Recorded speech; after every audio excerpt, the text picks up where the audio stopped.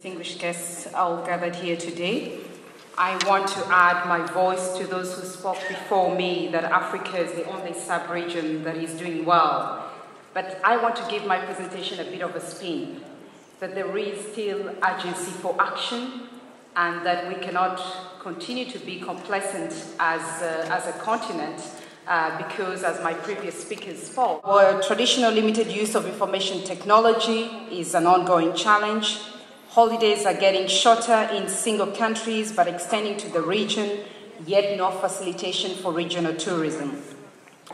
Business tourism tends to do better, is tending to do better. That's what we noticed in most African countries, better than leisure. Is Africa ready for business tourism? We found that in most cases, not quite. Lack of diversification. Africa tends to sell the same product, mainly sells nature tourism. Again, that limits our competitiveness. Tourism continues not to be a priority on government budgets. That is a challenge. And airlines not reducing fares to and within Africa. We heard from the Minister of Kenya, the new UK exit tax and other unnecessary taxes and travel warnings continue to not allow Africa to absorb any shocks. We are faring well now, but we can't be complacent. This is just some of the statistics that shows some of the countries that are doing well. Rwanda is up by 7%, South Africa 2%. Kenya shows a tremendous growth of 47%, but this is against the backdrop of a very bad 2007 when they were affected by the election violence. Mauritius was worse hit, an indication of the challenge ahead for all Africa is really nothing aggressive and innovative has got to be done.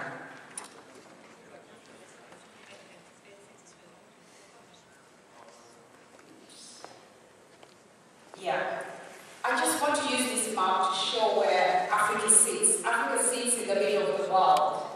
And by where we are, all these arrows are showing where our traditional markets are coming from. And as we've seen it, most of where our clients are coming from are tourists. They are problems. So we can't really think that we are completely safe because of where we sit and where our clients are coming from. Africa has done well in terms of reasonably well in terms of really reaction to crisis. What we've seen in most African countries, there has been an increase in marketing budgets. I'll state a few, like Kenya, increased by $13 million. Tunisia, Morocco, the CAP program. South Africa has done extremely well in terms of the 2010, and that's really helping Africa keep on the world map. Other countries have tried to look for new markets in Asia, Russia. Some of them have also waived visa fees and reduced visa fees and other taxes. We've seen increased support to the private sector and to small and to SMEs.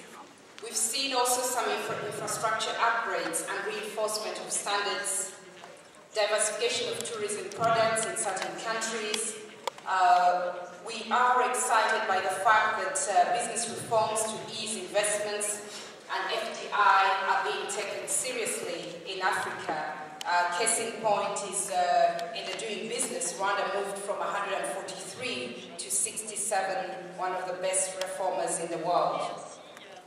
Regional partnerships, again, we must commend African countries. I can quote here, East Africa is promoting itself as a single destination and a single visa is being introduced. And we saw what SADC countries are doing and the Univisa by end of 2009. Again, that reflects the mood of this meeting, which talks about travel facilitation. But while we commend what has been done, we must look at ourselves and say we must have a revolutionary approach, a 360 degrees turnaround in what we are doing in order to maintain the growth that we have seen. Because of our vulnerability, we need to be the first in line when solutions are being tabled and activated. Africa must have a voice. Africa must be part of the solutions. We must have a collective approach. We need to see a lot of political will, not just talk, but in action, not to reduce tourism budgets. I can again quote my home country that Rwanda's success in tourism have come from our leadership who's fully supportive of the tourism industry. We need to open up our markets. This crisis puts into question the need for visas for Africans in Africa. For those who have traveled within Africa, it can be a nightmare for even us Africans when we're traveling to the other African countries. So when we're all talking about intra-regional, regional, we must first of all address visa issues and of course later on airline issues. We must intensify regional and intra-regional collaboration. We must emulate the East African single visa and what SADC is going to be doing for the UNWTO visa by the end of this year. We must cultivate Africa-to-Africa tourism. Africans travel to Europe for holiday, and yet Europeans, Americans, and Asians come to Africa. We need to build a strong home-based domestic tourism to negate the traditional source of tourism business.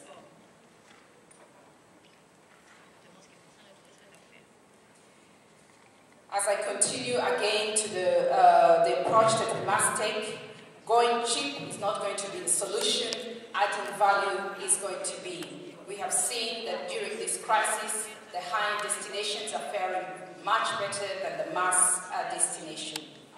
Capital investments must continue to improve infrastructure, and that is imperative so that we can prepare ourselves when things are better.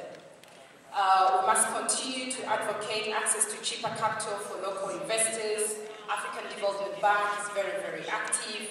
EU, International Finance Corporation, has been helping many African countries, especially in the tourism sector, and that we must continue to come close to them and present what we need to do to support our local investors.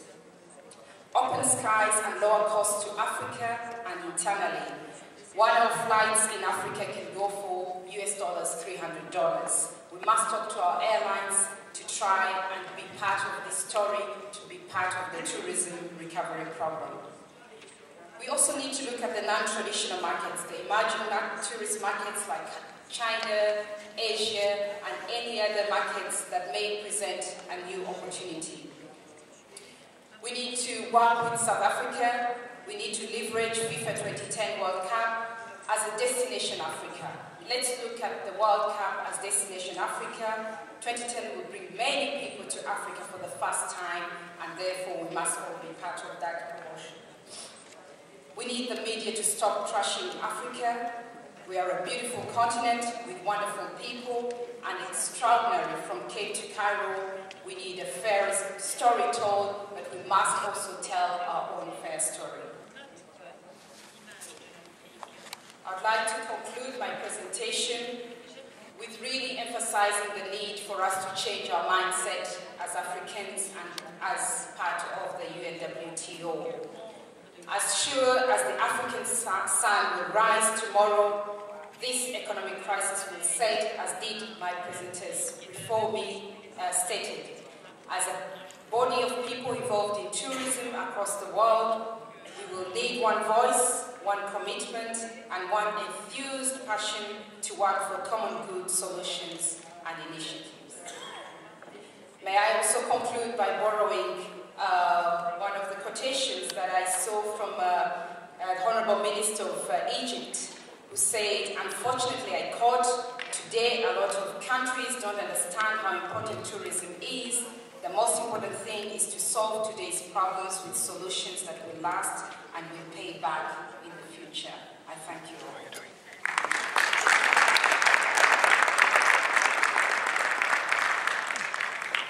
I've had the pleasure of hearing Rosette speak on occasions before, and I knew that she was going to be good, but I didn't know that she was going to be that good. And I have to say, I've listened to a lot of presentations on Africa tourism over the years, and I think that's one of the most concise, focused, and meaningful presentations that I've ever heard. Thank you. With that, I'm going to